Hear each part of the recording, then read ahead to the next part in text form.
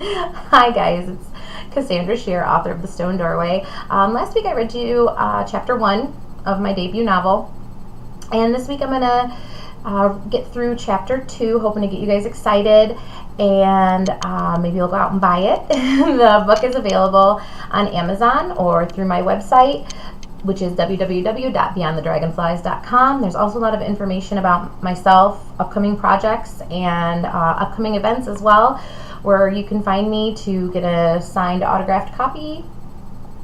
Also, you can email me anytime through the website. I love to hear from fans. It's still pretty crazy to hear people talking about my characters. So reach out anytime. But let's get started with chapter 2. I hope you like it. Butterflies twisted in her stomach as the clock neared 8 o'clock. Tori had managed to change into jeans without ripping off her knee bandage, and she found a t-shirt that hung slightly loose on her body. She fussed over her hair and tried 2 more shirts before limping down the stairs to wait for Dean. Alan got there first, of course, and let himself in by the back door, arms full of pizza boxes and 2 liters of soda. Hero boy get here yet? Not yet. Tori took the 2 liters from his arms and cleared space in the fridge for them, while Alan cleared the table and set down the pizza. Well, he has to be a little late so he doesn't look too eager, Alan joked, but Tori turned and glared at him as she looked up at the clock again. Relax, he'll be here. As if on cue, headlights shined through the front windows, lighting up the back kitchen well. See, do you want me to go let him in? Tori chewed her nail and worked on the meat on the side of her finger as she looked toward the front door, a nervous habit she'd had since she was small. And she was super nervous. When am I not nervous? Tori thought to herself. Ugh, I'll get it, Alan sighed. No! Tori jumped in front of him. I'll get it! She started through the living room towards the door, but turned back towards Alan. Just be cool, okay? No more macho crap. Alan smiled and made a halo over his head with his fingers. Tori opened the door as Dean was walking up the front steps, flowers in hand. Tori's breath caught in her throat as the world stood perfectly still for a moment as they stared at each other. The porch light shined off his dark hair and made his green eyes light up. He was the first to break the silence. You look beautiful. He crossed the small porch and put a soft hand on her bruised cheek. He brought the flowers up to her and smiled. You brought me flowers? No, they're for Alan. Dean laughed and handed her the bouquet. Of course I brought you flowers, he said in a low, sweet tone. Tori grinned and stepped aside. Come in. After the pizza was eaten, Dean helped clear the dishes from the table as Alan and Tori cleared the rest of the dinner remnants from the kitchen. So where's your mom at anyway? Dean asked as he spilled the uneaten crust into the trash can. Conference in Chicago. Tori handed the remaining half 2 liters to Alan, who stood with the fridge door open, rearranging condiments to fit the leftover pizza and soda. Tori's wrist still throbbed, and it looked like the swelling had only gotten worse as the ace bandage was exponentially tighter than it was an hour ago. Alan closed the door to the fridge and nodded toward her wrist. I've got an old splint at my house. I can go get it for you, T. He grabbed the empty pizza boxes and headed out the back door. He seems to really care about you, Dean said from the sink. Yeah, he does, but it's not like that. He works and goes to college, but I think he just gets lonely. Plus, being in that house is like living with a ghost. Tori made her way to the sink and began rinsing the plates. Yeah, I get that. We moved 1,000 miles to get away from our ghost, Dean said. He's here a lot, which is fine because I'm alone. A lot. Look at that! Tori shouted, dropping a plate into the sink, making Dean jump. What? Look at the stars! Even with the light of the kitchen at their backs, the falling meteors were blazing bright. There must be 1,000,000 of them. And look at that one. It's almost blue. Whoa, look at that one! Dean leaned across the kitchen sink and angled his head out the window. It's big. Is it getting closer? What? No way. Tori leaned closer to the window as well in disbelief. But as she did so, she saw a bright blue ball of light growing larger as it closed in on the earth. The sky began to brighten as the object grew and got closer, until the entire sky was bright blue.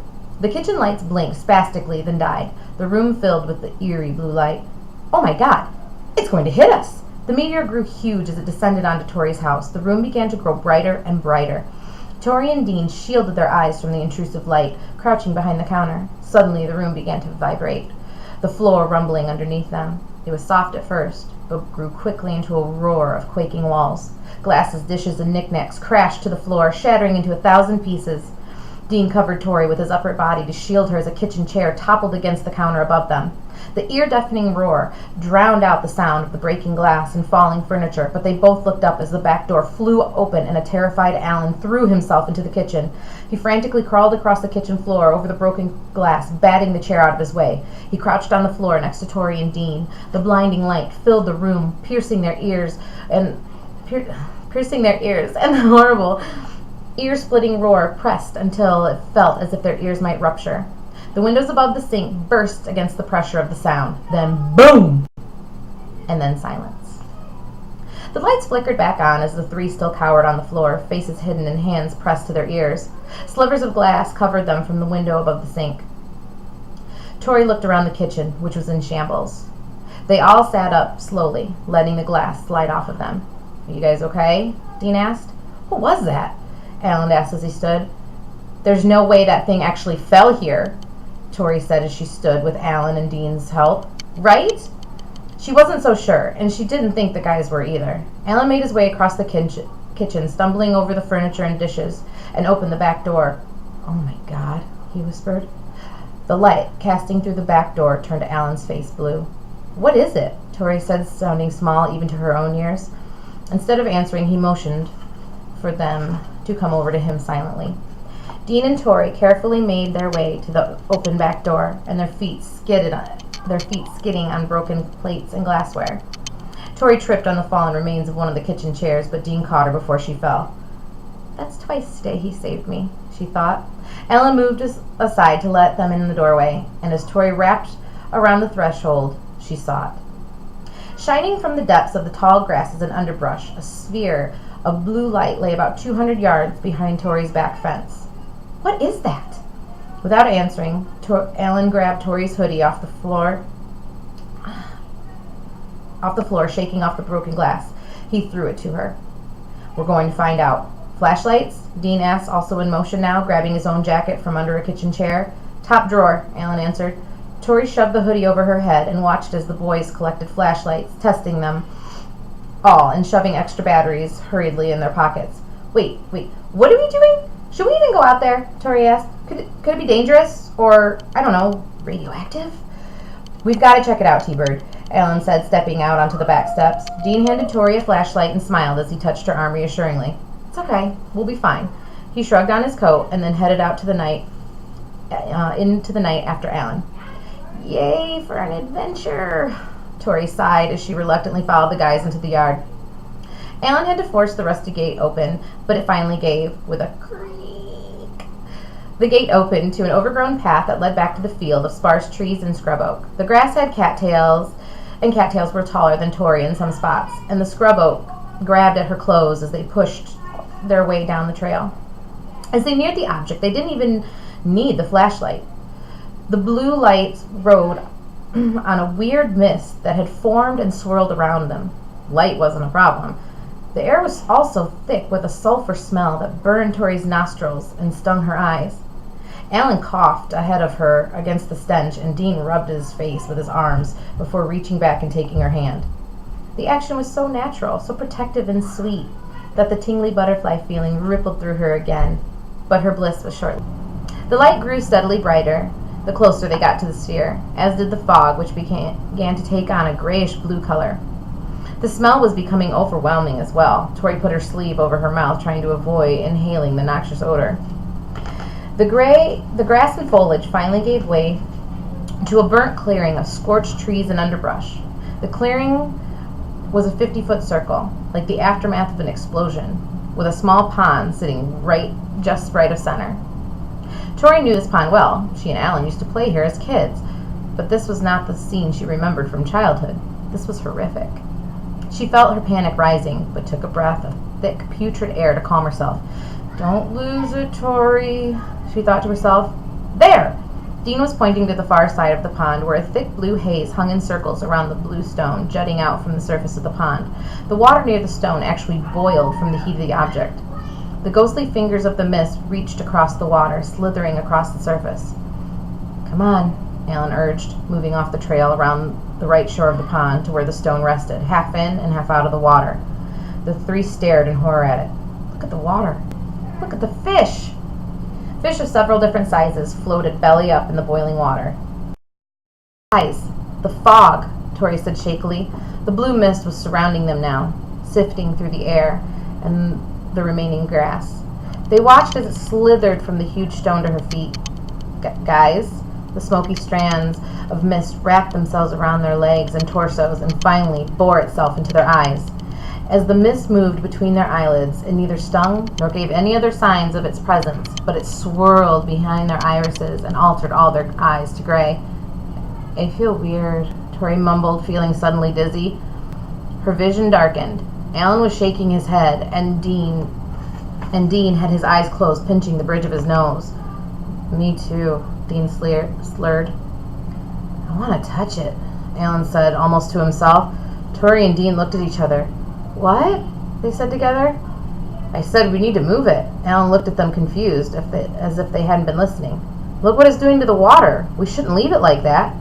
Yeah, look what it's doing to the water, Alan. That's why we shouldn't go near it.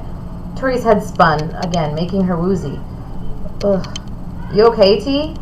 Alan asked her, putting a hand on her elbow to steady her. Yeah, I'm fine, Tori shook her head to clear it. I want to go home, Alan.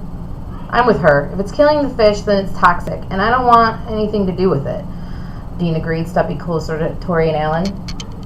Suddenly, something grabbed him from the inside out. He fell instantly to his knees, hands to his eyes, screaming in pain. The stone at the edge of the pond began pulsating brighter and brighter with intense blue light. As the pulsations grew more rapid, Dean's screams grew louder and more frantic. Alan, do something! Tori screamed. Alan moved to help Dean, but when suddenly he was seized by the same internal death grip. His knees bent forward and his torso bent back at the waist in a horrible seizure of pain until he finally fell to the ground. Alan's hands clapped over his ears as he too began to scream. The pulsating quickened as Tori ran for the boys, crumpled a few feet from her, when suddenly something grabbed her by the ankle, sending her falling heavily to the ground. She desperately turned over, kicking at whatever had her left ankle. What had her was a hand. The hand was bloody, and the hand belonged to a child. The boy stared at her with gray eyes that were far too old to be his. His tiny, emaciated body was covered in bruises and dried blood. His bone-thin fingers snaked around her ankle, trying to pull her towards him. He opened his mouth, and as the sounds of the chaos around her faded away and silence closed in around her, the boy whispered one word, Caligo. Tori began screaming frantically as her heart hammered in her chest. She backpedaled on all fours away from the boy, clawing at the dirt, trying to twist away. Hands tightened around her arm, pulling her upward as she desperately batted at them, reeling herself into a full-scale panic. Tears streaming down her face, her throat grew raw from the screams still ripping from her. Tori! Tori, stop! The fog and the panic both subsided and her vision cleared as Dean and Alan came into focus. She looked around wildly for the boy, but the field was empty save for the three of them. What the hell was that? Tori whispered. Are you okay? Dean asked, still holding her by the arm. Yeah, but Alan, please, we need to go, Tori pleaded. We need to get out of here, Dean agreed. Yeah, you're right. Let's get out of here. And Alan stopped. A confused look on his face. He was being dragged by an invisible thread toward the blue pulsating stone. What the? Alan struggled against the unseen force, his feet sliding across the charred ground as he fought with all of his strength. It's got him! Dean shouted as he ran forward and grabbed Alan's arms, pulling back against the invisible tether. Alan! Tori screamed as the invisible line pulling Alan snapped him backwards against the stone, as if magnetized. Dean was still gripping Alan's forearms, desperately trying to pry him from the stone as Alan started shrieking in fear. Dean put his foot up on the stone, trying to push off for extra leverage. At the sound of Alan's panic, Tori ran and grabbed Alan's arm. As her fingertips made contact with Alan's palm, she felt electricity surge through her body. The surge ignited a release of blinding blue light from the stone. Tori tried to let go of Alan's hand and flee, but she was fused to him and him to the stone. Tori's hand burned against Alan's. She closed her eyes against the light, but the blue light seared through her eyelids, slicing into her brain with red-hot pain.